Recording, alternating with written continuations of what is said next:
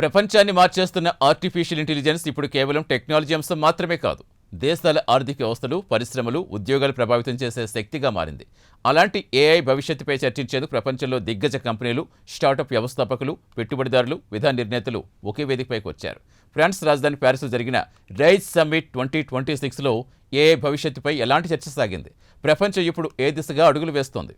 వివరాలు చూద్దాం.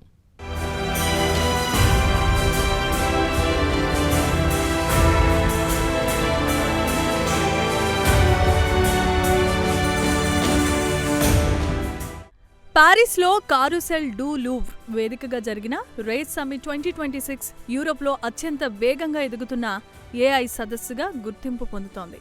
ఏడాది సమ్మిట్కు ప్రపంచం నలుమూలల నుంచి దాదాపు 9,000 మంది ప్రతినిధులు, 2,000కు పైగా కంపెనీలు, 350 మందికి పైగా స్పీకర్స్ హాజరయ్యారు.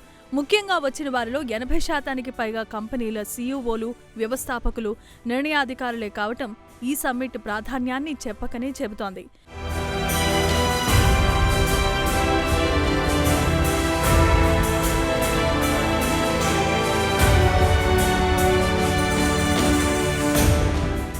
ఈసారి సమ్మిట్లో ప్రధానంగా వినిపించే మాట ఒక్కటే: ఏఐ ఇక ప్రయోగాల దశలో లేదని, దాని ప్రొడక్ట్స్ని అమలు చేసే దశలోనికి అడుగుపెట్టిందని అంతా ముక్త కంఠంతో అభిప్రాయపడుతున్నారు. ఇప్పటి వరకు ఏఐ అంటే చాట్ బాట్లు, ప్రశ్నలకు సమాధానాలు చెప్పే సిస్టంలు మాత్రమే అనుకున్నారు.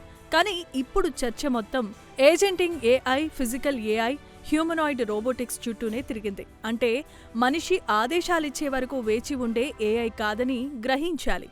పరిస్థితిని అర్థం చేసుకుని స్వయంగా నిర్ణయాలు తీసుకుని పనులు పూర్తి చేసే ఏఐ వ్యవస్థలే ఇప్పుడు ప్రపంచ లక్ష్యంగా మారింది.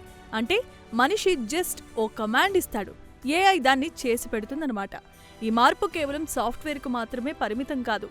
తయారీ పరిశ్రమలు, ఫ్యాక్టరీలు, ఆరోగ్య రంగం, వ్యవసాయం, రవాణా, రక్షణ వంటి ప్రతి రంగాలలో ఏఐని ఎలా ఉపయోగించాలనే దానిపై లోతైన చర్చ జరిగింది.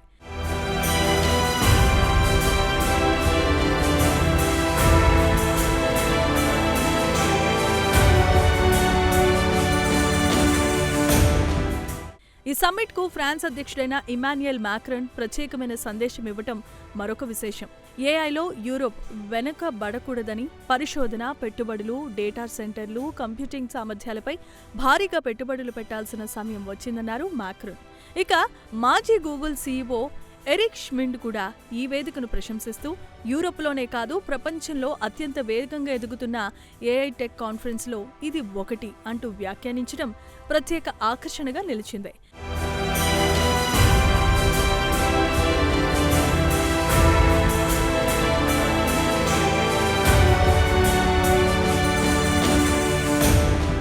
ఇక ప్రపంచ ఏఐ రంగంలో కీలకమైన పాత్ర పోషిస్తున్న ఎన్విడియా ఈ సమ్మిట్లో ప్రత్యేక కార్యక్రమాలు నిర్వహించింది. AI infrastructure, GPU computing, AI factories, robotics, humanoid రోబోలు, ఇండస్ట్రియల్ ఆటోమేషన్ వంటి ప్రోగ్రాలు నిర్వహించింది. ఈ అంశాలే భవిష్యత్తు వృద్ధికి కేంద్ర బిందువులవుతాయని ఎన్విడియా ప్రతినిధులు తమ ప్రెజెంటేషన్లలో వివరించారు. ఇక ఈ సమ్మిట్లో మరో ప్రధాన ఆకర్షణ ఏంటంటే ప్రపంచవ్యాప్తంగా ఉన్న స్టార్టప్ల కోసం నిర్వహించిన రేజ్ ద స్టేక్స్ అనే పోటీ ఈవెంట్. వందలాది ఏఐ స్టార్టప్లు తమ కొత్త ఉత్పత్తులు, కొత్త ఆలోచనలను పెట్టుబడిదారుల ముందు ప్రదర్శించాయి. ఒక మంచి ఏఐ ఆలోచనను ప్రపంచ మార్కెటింగ్కు ఎలా తీసుకెళ్లాలి, ఎలా నిధులు సమీకరించాలి, ఎలా ప్రపంచ కంపెనీలతో భాగస్వామ్యాన్ని ఏర్పరచుకోవాలి అనే అంశాలపై ప్రత్యేక సెషన్లు నిర్వహించారు. Well, that's great. What do you think about the marketing tools that you find here? Did you find any marketing tools interesting here? I found a few, but to be honest, I would have liked to see more of them. I feel the event is more addressed to developers than to marketeers.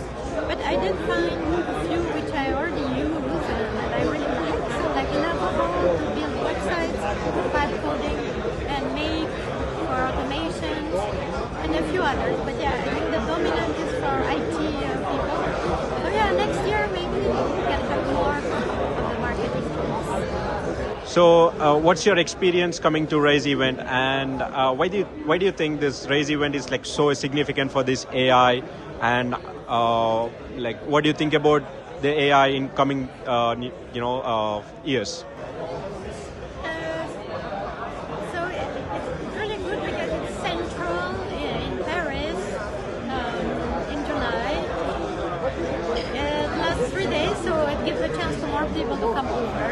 And yeah, I see it's a lot bigger than last year in the number of visitors, especially.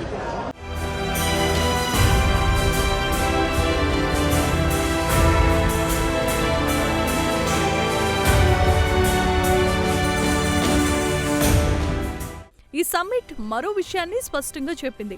ఏఐలో విజయాన్ని సాధించాలంటే కేవలం మంచి software రాయగానే సరిపోదు.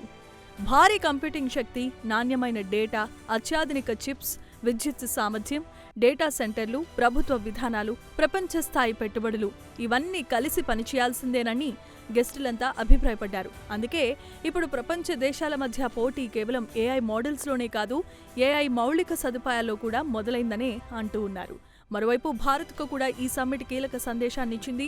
ప్రపంచంలోనే అతిపెద్ద developer కమ్యూనిటీలలో ఒకటైన భారత్ వేగంగా పెరుగుతున్న ఒక స్టార్టప్ వ్యవస్థ. అంతేకాదు డిజిటల్ పబ్లిక్ ఇన్ఫ్రాస్ట్రక్చర్, ప్రతిభావంతులైన యువత వంటి వనరులు భారతదేశానికి అద్భుతమైన శక్తులుగా గుర్తించడం విశేషం. Hi, I'm Henry from Raise Summit. You're here live at the summit on day 2 at the end. Raise is Europe's and the world's largest AI conference built for hyperscalers, neoclouds, AI infrastructure companies, and the rest of the ecosystem. A fun fact about Raise is that this right here, not only are we the biggest conference in Europe and the world for AI, but this is where you'll find every important and major CEO, CIO, and CTO in the industry, right here at Raise Summit. 2027, see you at the Palais des Congrès, live in Paris.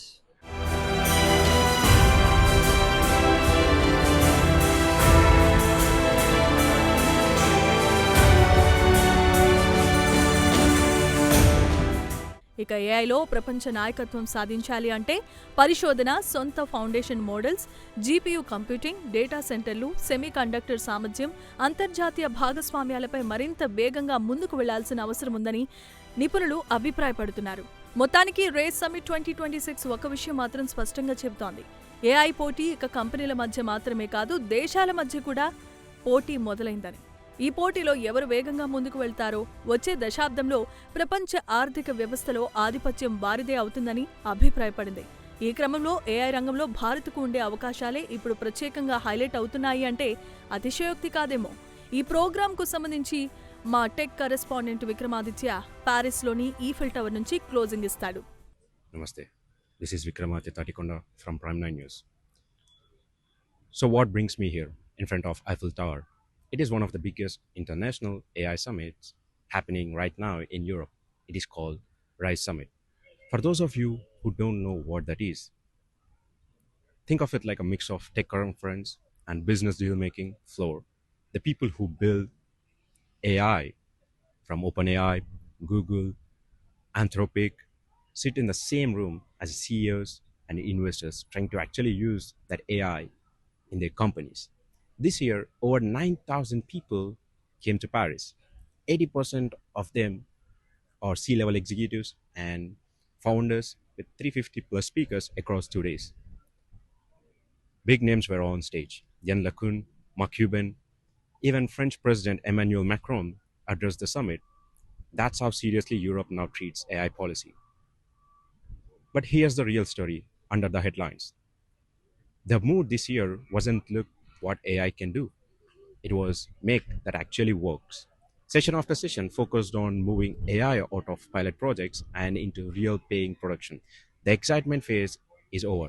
Now the plumbing phase.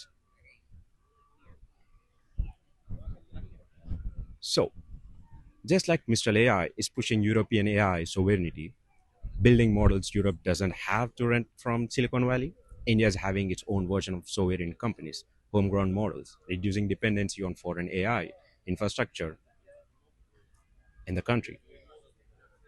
So I'll be covering Rise Summit all of the week from Prime 9 News. Stay tuned. Prime 9 News signing off. Vikramaditya Tatikonda.